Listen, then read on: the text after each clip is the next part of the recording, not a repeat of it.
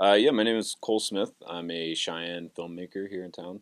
This week we've got a showcase of our films down in Fort Collins. They're showing a test screener of our newest film, 1078, as well as three other short films that we've worked on over the last few years. Yeah, so 1078 is a story of a police shooting. It opens up with about a minute and a half of body cam footage, and it is a narrative film. It's not a documentary, so all of it was staged and written by me.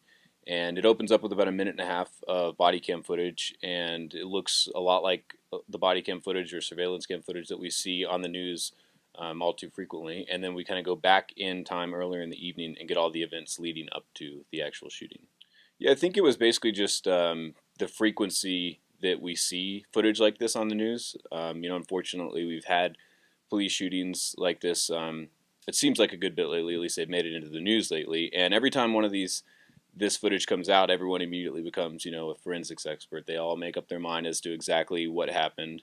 And the reality is that on both sides of the aisle, no matter how you fall on these issues, it's usually more complicated than what we see just from those first footage that's released. So we just kind of wanted to show a little bit of the gray area, a little bit of the complications that police and the people that they encounter kind of deal with on a day-to-day basis.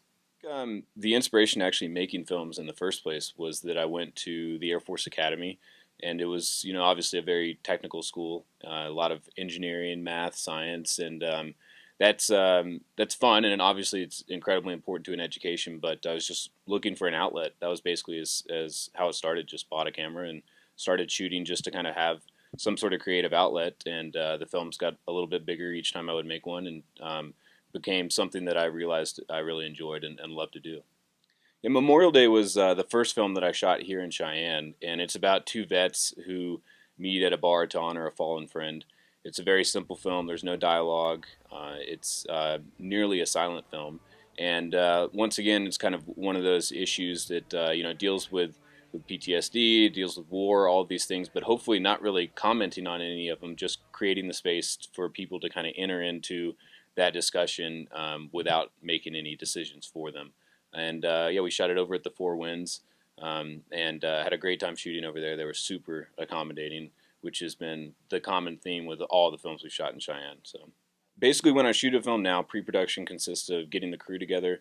I've got a great relationship with my cinematographer, Alessandro Gentile, and he lives over in California with his assistant camera operator. So a big part of the logistics is just figuring out how to get those guys here, as well as figuring out how to get all the gear here, because we've sort of outgrown what we can do just on our own. So we have to have fairly big orders from lighting services in Denver and rental companies. And then permits as well in this town are very easy to get. We go to the city clerk's office and get right-of-way permits if we're filming on the street, and things like that take a lot of time and money to get in a town like LA or Austin or even Denver are just very easy to get in a town like Cheyenne. So it's a very film-friendly town from a production standpoint. I think mostly I'm interested in specific Western stories, but that hopefully the characters could be kind of dropped anywhere and people could still relate to them.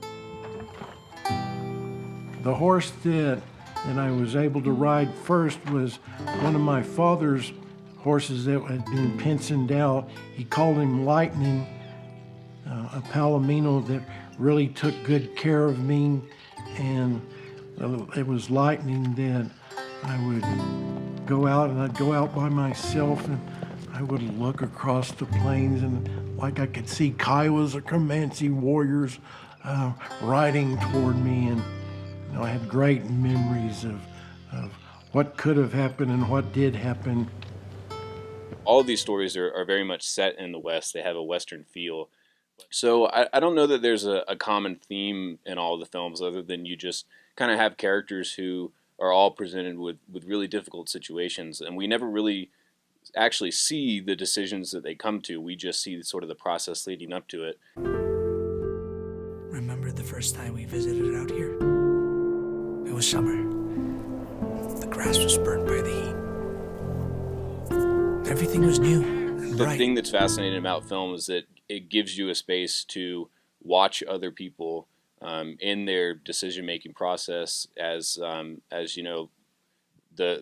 just random twists and turns of life hit them. A lot of times we just see the result of that in other people's life, but I think with film we actually get to watch people work through those things, and it gives us a space with you know, with where the consequences are low for us to kind of decide what we would do, and then hopefully we can take that into our own lives and not have to go through some of those terrible experiences or even good experiences ourselves, but we know what we would do in those situations.